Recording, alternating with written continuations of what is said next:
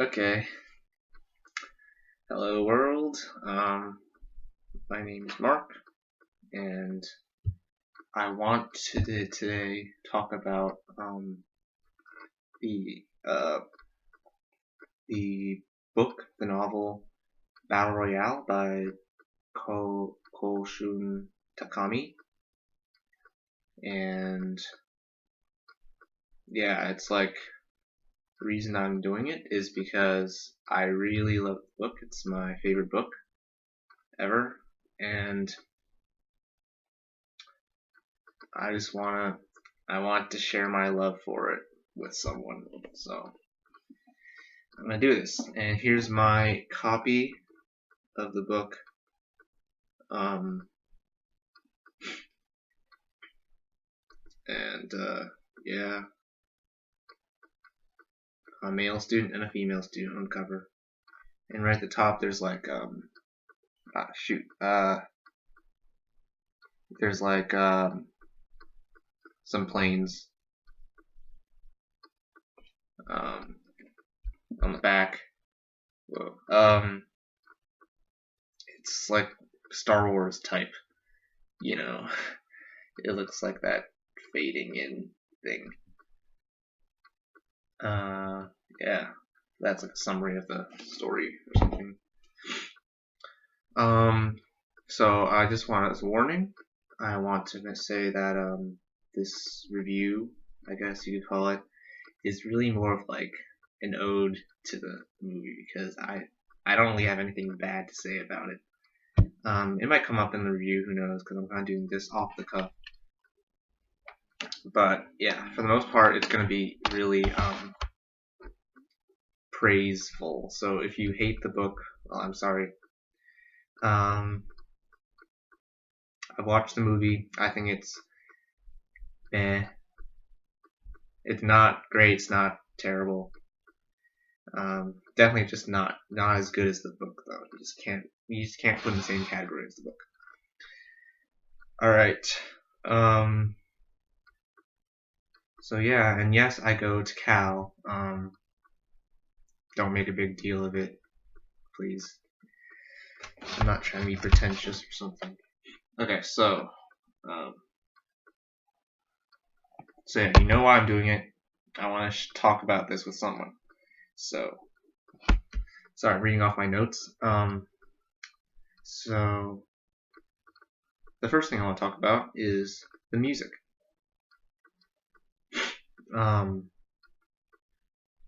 The music aspect of it, just sprinkled throughout the book. Okay, I should probably first explain what the summary is. So it's a class of 42 people, 42 ninth graders from Japan who are forced or are kind of abducted in a way and put onto an island that's been cleared of people. And so they're forced on that island, they're forced to kill each other until there's one left. And so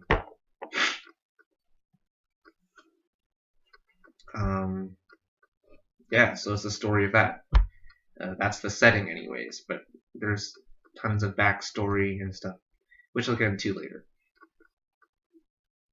Alright, so first thing I want to talk about is the music aspect of it. The main character is named Shuya, and he loves rock and roll. And so, when I first read this when I was like 13, 14, 15, I was I was kind of a rock and roll like fetishizer. Like I loved the idea of the band. Anyway, so in the book, Shuya loves rock and roll, and he always mentions random songs. Like his favorite song is Bruce Springsteen's "Born to Run," which I guess I don't really want to get too political, but I guess kind of applies I'm not getting into politics in this review. Very much. I might do that later, but for now, not doing that. And so the music aspect, he wants. Oh yeah.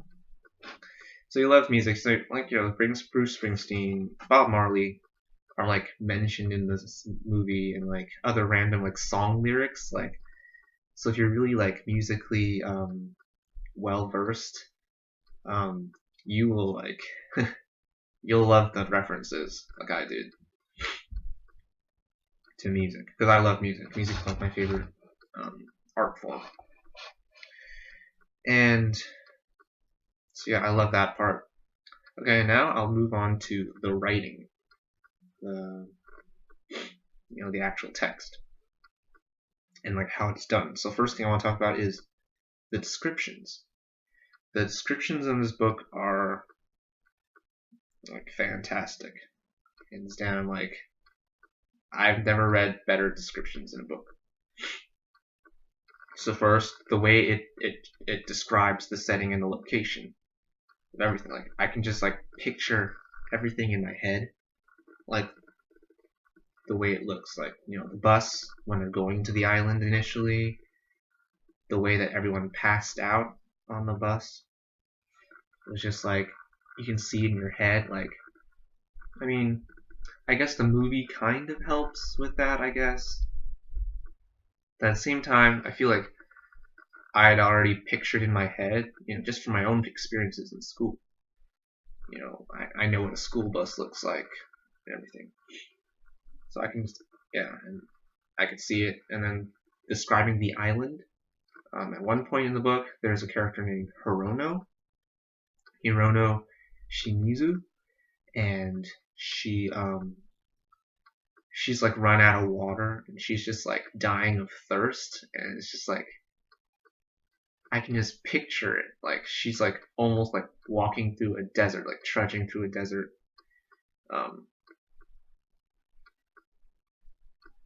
And just everything is just like, the sun's going down, and she arrives at that house with the well. Like, I love the descriptions. So yeah, it really does the setting and location well. Koshun Takami, Mr. Takami. Oh yeah, I should probably mention this book was written in 1998.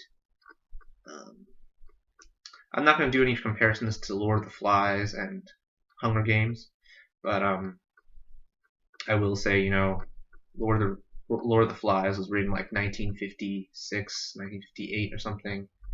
And then on the other hand, you have Hunger Games, which was written like 2005 or 6.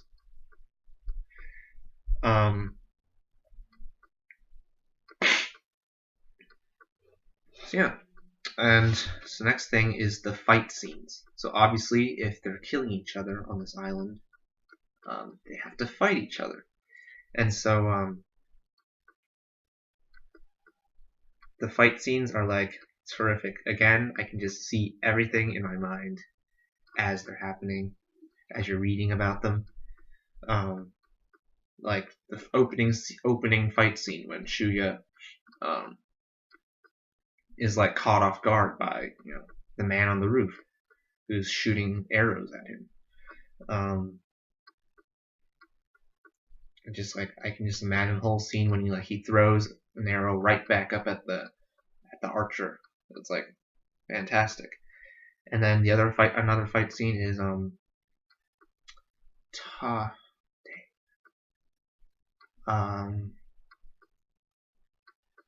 what's her name? The runner, Takako Chigusa, I think. So she's a track runner, and then her fight scene with Kazushi Nida, who's like this annoying kid. So like Kazushi wants to like rape Takako, because it's like, oh, it's the last day on Earth or something, because they're only allowed 3 days on this island before they're all killed or something.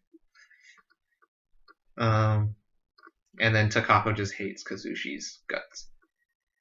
And so, like, when they're fighting, oh my gosh, you can feel Takako's freaking anger at this bastard.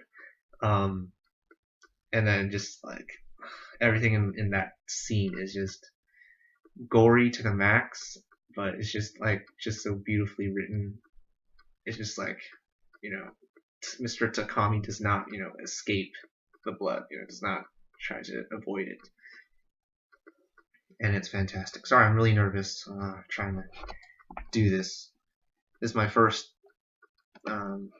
official YouTube video. I've done a couple other ones, but not as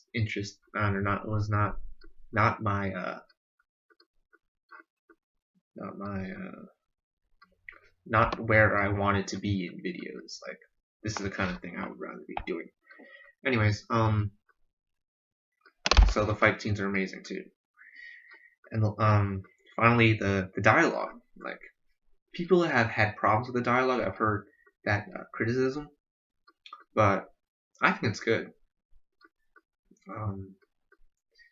Yeah, there's probably some mistranslation because this was originally in Japanese, and now it was translated to English. But I mean, I like it. It moves the story forward, and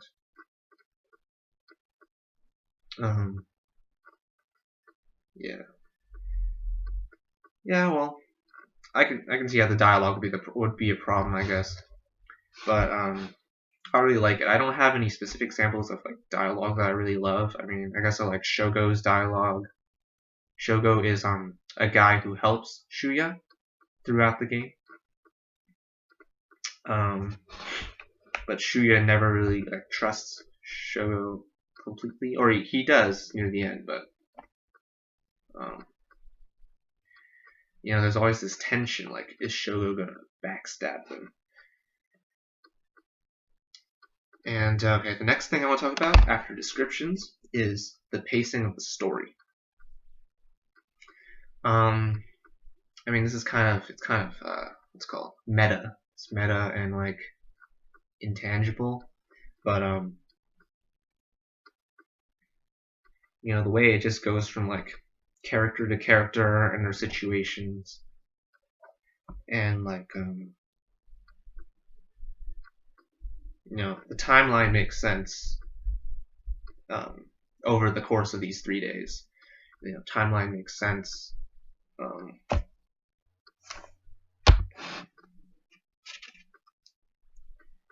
And I don't know. Alright, I guess I'm just gonna skip on that one. The next thing I want to talk about is the characters, which might be probably my favorite part of this book. Because I've never read a book that's described characters this well. This many characters, too. Every single character, every single student is like well detailed. There's 42 of them. 42. And it's all well detailed. Right? Like, you learn the whole backstory, as I said, between Takako and Kazushi. It's not all through dialogue, but I mean, only plays do that, right? So it does it through, Takami's narration through the story. And just and just like you really learn to like love these characters, before they die. You really understand all of them. Like, I guess that's for me, that's one of the, like, I guess that's one of my most cherished ideas or something, or the thing I want the most is to understand people. Why do they do things? Why do they do that? Why do they do this? And the book is just the most beautiful thing ever. If you can find another book that can describe characters as well as this book, you gotta show me. because every single character, you understand where they come from and why they do the things they do. And I love it. And every character is different. And this book really, it kind of shaped my way of thinking about the world. One, now I know more about like the way people think, the way people like, in the book, a lot of people act out of fear.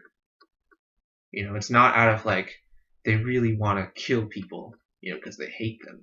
I mean, some people do, but for the most part, it's out of fear because they themselves don't want to get killed, kill or be killed.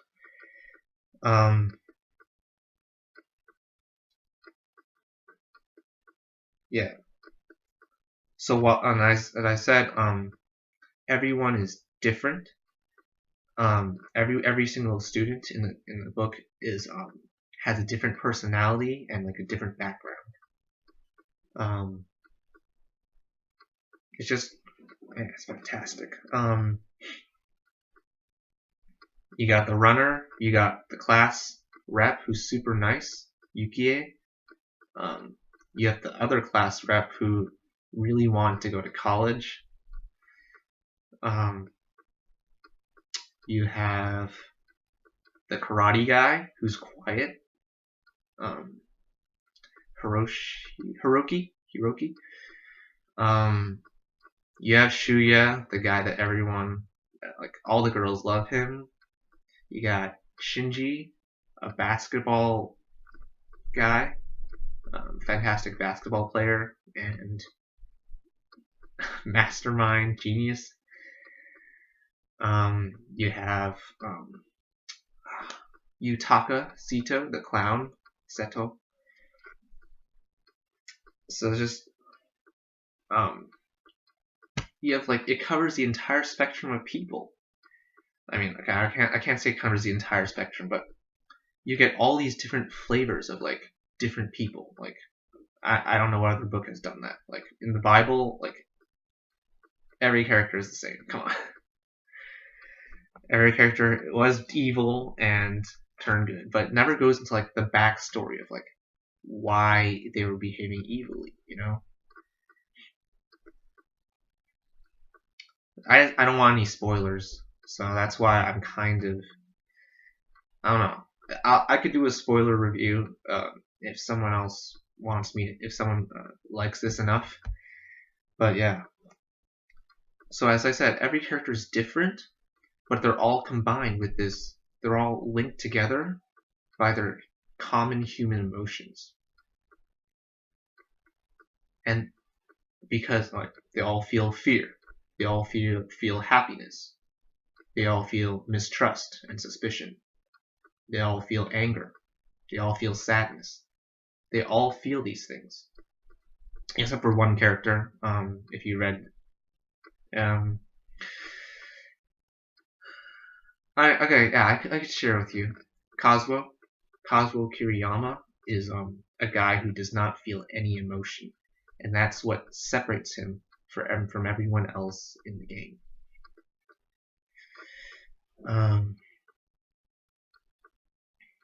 So yeah, this book really shapes my view of the world, and just like, yeah, everyone's different, and it's such a beautiful thing that everyone can be different, but at the same time, we're all the same. We're all human. We all feel the same emotions. We all feel pain when a nail is driven into your knee.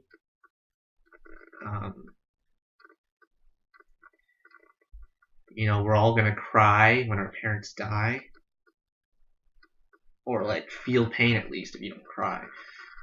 Like, and I just find that to be such a beautiful thing.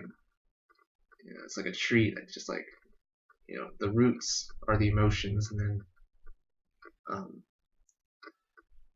the fingers are all the different people. Yeah. All right. I've talked. All right. The last thing is I mean, there's the references to politics and dystopia and like, what is a government in the world? Because the government is the one who organizes these battle royale games, and so it just makes you wonder, like, what is the government? Um, what is the role of the big powers in our lives? Like, what do they do? How do they shape people's way of thinking, and in this case, young kids, age 15. And just like if you can't relate, I don't want to get into politics too, so I could do another review of that if people love this or like this.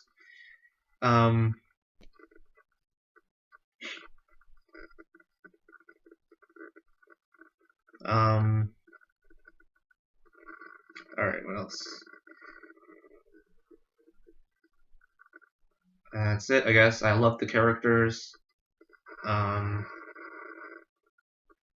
if you don't relate to a single character in this book, well, I don't know, you're not human or something. I mean, you can't even relate to the guy with no emotion or something.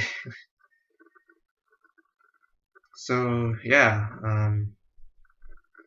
hope everyone's doing well. See you next time.